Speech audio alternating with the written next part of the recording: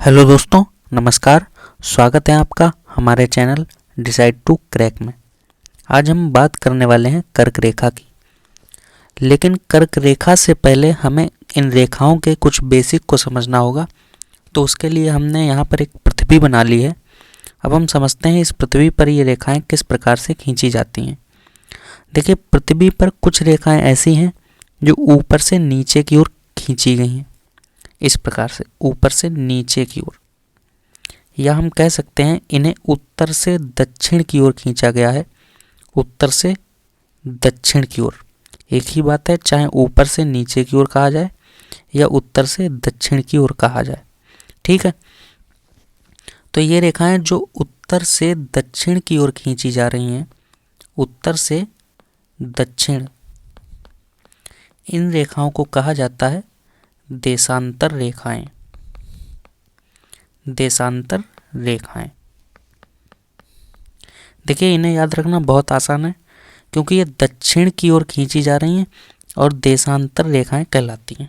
ठीक है, तो अब याद रहेगा देशांतर रेखाएं कौन सी होती हैं, जो दक्षिण की ओर खींची जाती हैं। ठीक है, इसी प्रकार से पृथ्वी पर कुछ रेखाएं ऐसी हैं जो पश्चिम से पूरब की ओर खींची जाती हैं। किस प्रकार से, तो देखिए हम दूसरी पृथ्वी में बनाते हैं इस प्रकार से। ये रेखाएं हैं जो कि पश्चिम से पूरब की ओर खींची जा रही हैं, इस तरह से। इन रेखाओं को हम क्या कहते हैं, तो इन रेखाओं को हम कहते हैं अक्षांश रेखाएं। अक्षांश रेखाएं। और ये किस दिशा में खींची जाती हैं, तो ये खींची जाती हैं पश्चिम से पूरब की ओर। पश्चिम से पूरब। इसमें से जो बीच की रेखा है, यानी कि ये वाली रेखा जो बिल्कुल बीच में स्थित है, इस रेखा को हम कहते हैं 0 डिग्री अक्षांश रेखा। 0 डिग्री अक्षांश रेखा, क्योंकि यह पृथ्वी के बिल्कुल बीचों बीच में स्थित है और यह पृथ्वी को 2 बराबर भागों में बांटती भी है। इस रेखा से ऊपर की ओर अगर हम बढ़ें तो यहाँ पर पड़ता है 1 डिग्री, ऐसे ही 2 डिग्री, 3 डिग्री, 4 डिग्री, और अगर हम आगे बढ़ते चले जाएं तो यहाँ पर पड़ता है 23.5 डिग्री। अब हम 23.5 डिग्री ऊपर की ओर चले हैं, यानी कि उत्तर की ओर चले हैं, तो हम इस रेखा को नाम देंगे 23.5 डिग्री उत्तरी अक्षांश रेखा। 23.5 डिग्री उत्तरी अक्षांश रेखा। इसी प्रकार से इस वाली रेखा को अगर हम देखें जो कि नीचे की ओर है, इस रेखा को हम कहते हैं 23.5 डिग्री दक्षिणी अक्षांश रेखा। दक्षिणी अक्षांश रेखा। अब इन दोनों रेखाओं को एक एक अलग नाम दिया गया है, विशेष नाम दिया गया है। वो नाम क्या क्या है, तो देखिए ऊपर की जो रेखा है इसे हम कहते हैं कर्क रेखा, जिसकी हम बात करने वाले हैं, जो भारत के कई सारे राज्यों से होकर के गुजरती है। हम उन्हें पढ़ने भी वाले हैं अभी। जो मध्य वाली रेखा है, बिल्कुल बीचों बीच से जा रही है ये रेखा, इसे हम बोलते हैं भूमध्य रेखा। भूमध्य रेखा, क्योंकि यह पृथ्वी के मध्य से जा रही है। इसी रेखा को हम विषुवत रेखा भी कहते हैं। विषुवत रेखा, इंग्लिश में इक्वेटर कहते हैं इसे, इक्वेटर। ठीक है, और जो नीचे की ओर बची हुई ये रेखा है, इसे हम कहते हैं मकर रेखा। मकर रेखा। ये 3 रेखाएं पृथ्वी पर बहुत ही महत्वपूर्ण रेखाएं हैं। ध्यान रखने वाली बात है कि ये जो अक्षांश रेखाएं और ये देशांतर रेखाएं हैं, ये दोनों प्रकार की रेखाएं पृथ्वी पर वास्तव में नहीं हैं। वास्तव में ये नहीं है, यानी कि ये एक काल्पनिक रेखाएं हैं, वास्तव में नहीं है। यह काल्पनिक रेखाएं हैं, काल्पनिक रेखाएं। इसका क्या मतलब हुआ इसका मतलब हुआ है कि पृथ्वी पर वास्तव में इन्हें खींचा नहीं गया है, केवल माना गया है कि ये पृथ्वी पर कहाँ कहाँ से जा रही हैं। अब हम इन्हें मैप पर देखते हैं, पृथ्वी के चित्र पर। अब देखिए, ये पृथ्वी का एक चित्र है जिस पर ये एक ऊपर से रेखा जा रही है, पश्चिम से पूर्व की ओर। इस रेखा को क्या कहते हैं? इसको कहते हैं कर्क रेखा। कर्क रेखा। और ये कितने डिग्री पर है? तो ये है 23.5 डिग्री पर, 23.5 डिग्री उत्तरी अक्षांश रेखा। उत्तरी अक्षांश रेखा, ठीक है। ये जो बीच की रेखा है, यानी कि मध्य की रेखा है, इसका क्या नाम है?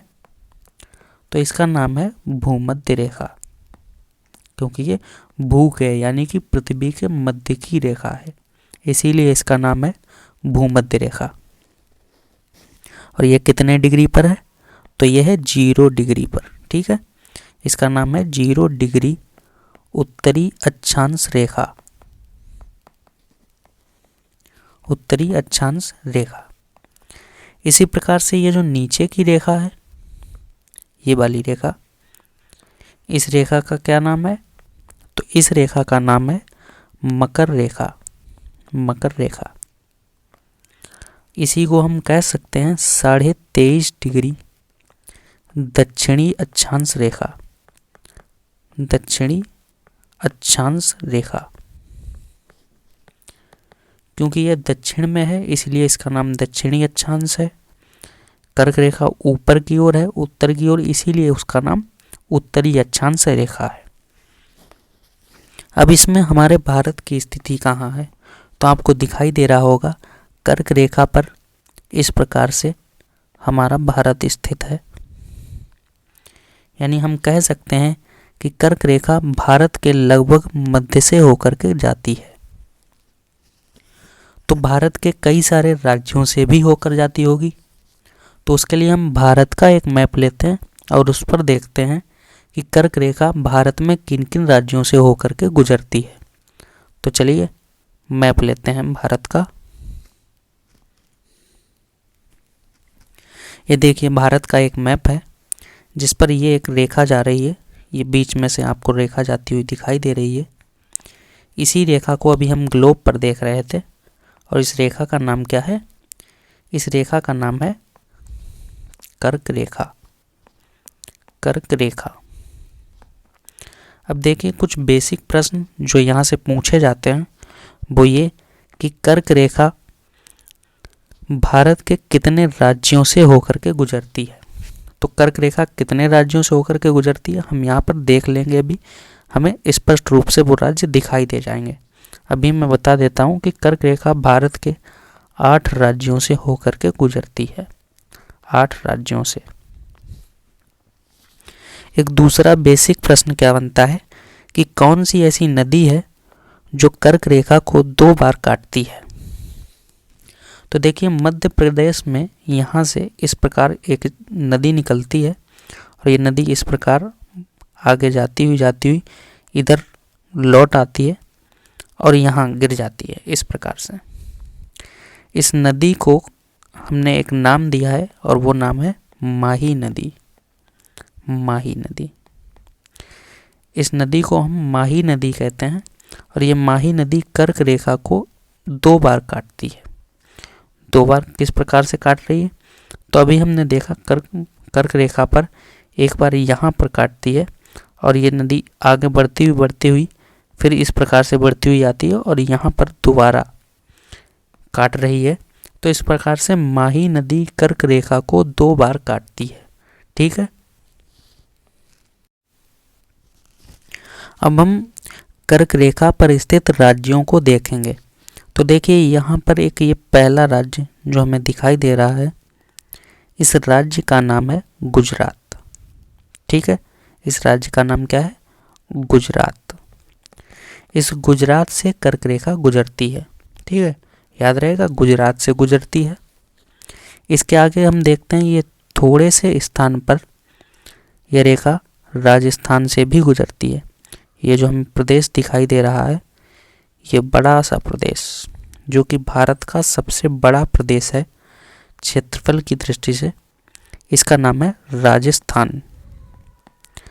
तो हमने देखा कर्क रेखा गुजरात से गुजरती है और राजस्थान से गुजरती है। इसके अगर आगे बढ़ते हैं तो ये है मध्य प्रदेश। इस मध्य प्रदेश से भी कर्क रेखा गुजरती है, मध्य प्रदेश से। मध्य प्रदेश हो गया। इससे आगे बढ़ते हैं तो छत्तीसगढ़ पड़ता है। ये स्टेट है छत्तीसगढ़।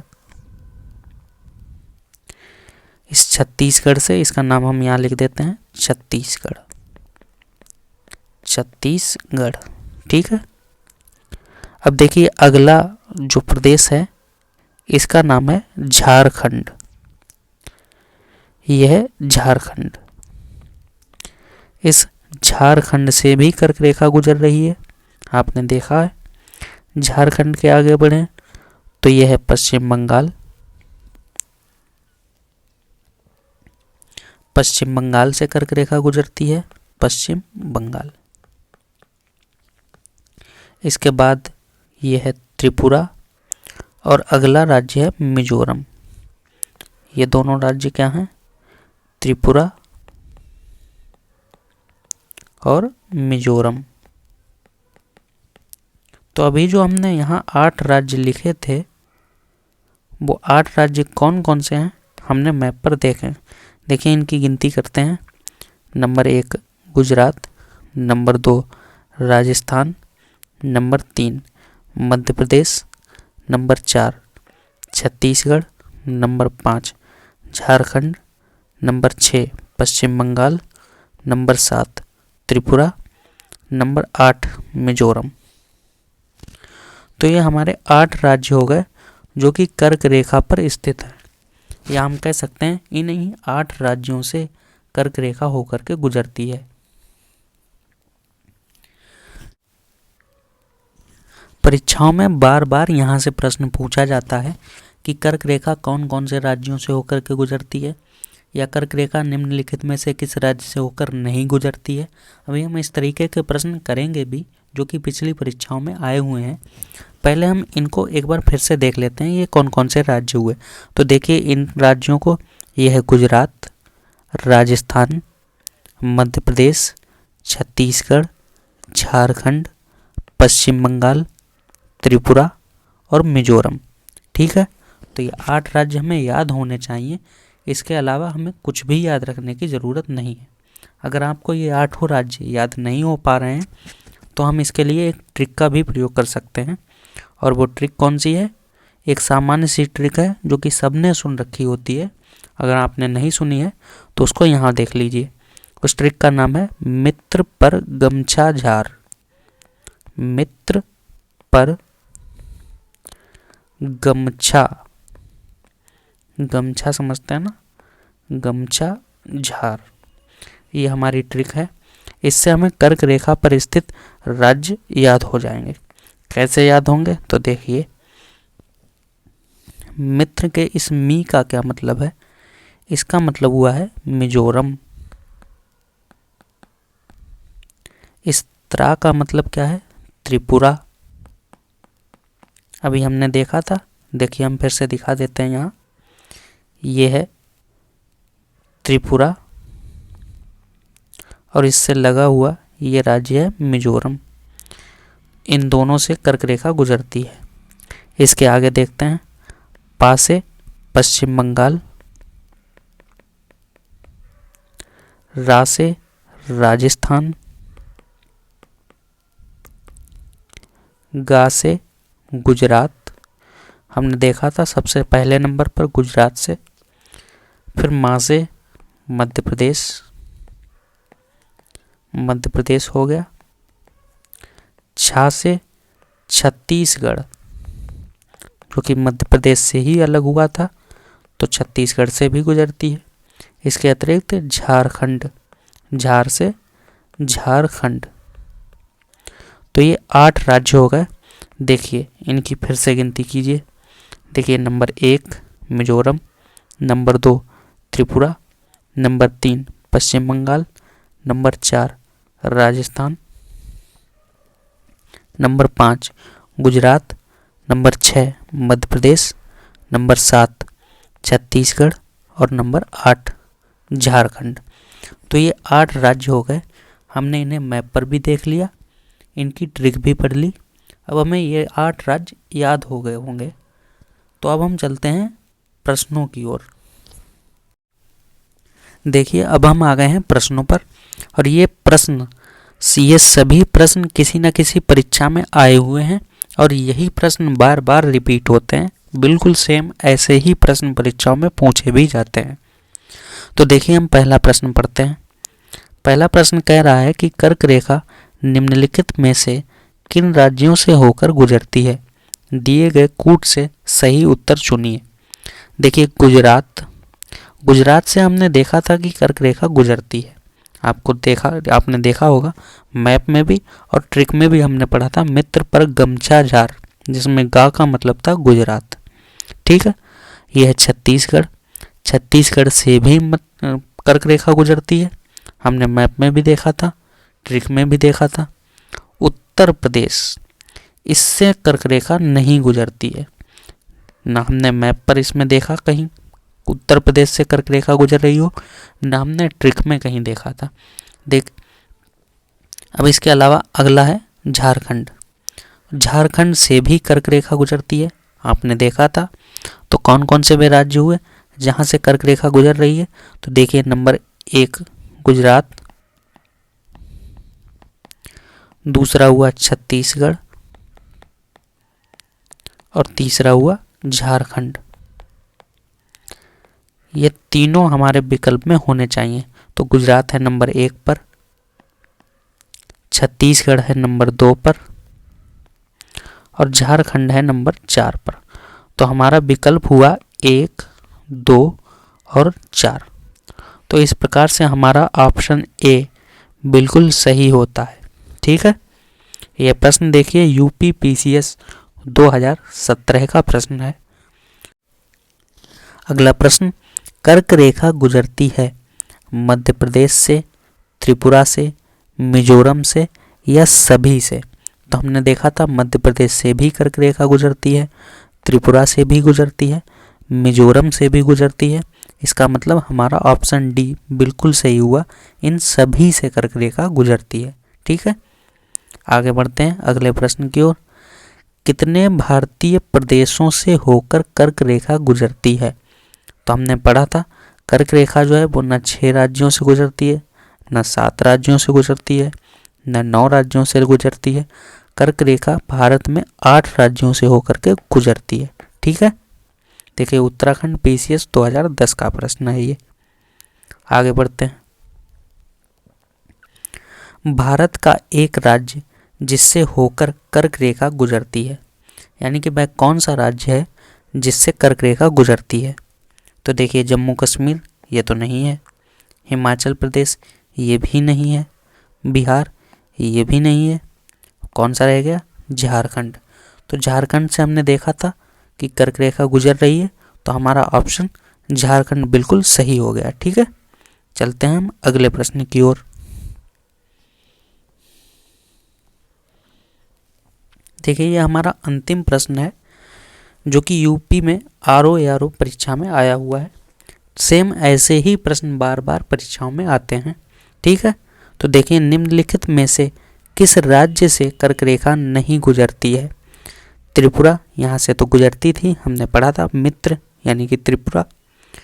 छत्तीसगढ़ से भी गुजरती है, मिजोरम से भी गुजरती है, लेकिन मणिपुर से कर्क रेखा नहीं गुजरती है। यहाँ पर मैं आपको एक बात और बता दूं कि जिन राज्यों से कर्क रेखा नहीं गुजरती है, पेपर में ऐसे 2 राज्य ऑप्शन में बहुत दिए जाते हैं और वो 2 राज्य हैं उत्तर प्रदेश और मणिपुर। उत्तर प्रदेश से भी कर्क रेखा नहीं गुजरती है, मणिपुर से भी नहीं गुजरती है। और पेपर में यही 2 ऑप्शन दिए जाते हैं जब आपसे पूछा जाता है कि निम्नलिखित में से किन राज्यों से कर्क रेखा नहीं गुजरती है। ठीक है, तो इन्हें विशेष रूप से ध्यान रखिए। उत्तर प्रदेश वाले परीक्षाओं में उत्तर प्रदेश ऑप्शन में ही दिया होता है। ठीक है, आपने ऐसा देखा भी होगा। अभी हम आपको दिखाते हैं ऊपर के एक प्रश्न में। देखिए, ये हमारा पहला प्रश्न था जो कर्क रेखा निम्नलिखित में से किन राज्यों से होकर के गुजरती है, सही उत्तर बताना था। तो इसमें उत्तर प्रदेश दे रखा था, जबकि यहाँ से नहीं गुजरती है। से सभी वो राज्य थे जहाँ से कर्क रेखा गुजरती है। तो इस प्रकार हमने वो सारे राज्य पढ़ लिए जिनसे कर्क रेखा होकर के गुजरती है, उन्हें मैप में भी देखा, उनकी ट्रिक भी देखी और उस पर आए हुए प्रश्नों को भी हल किया। तो इस प्रकार यहाँ पर हमारा एक छोटा सा टॉपिक कंप्लीट होता है। अब मिलते हैं नेक्स्ट वीडियो में, तब तक के लिए धन्यवाद।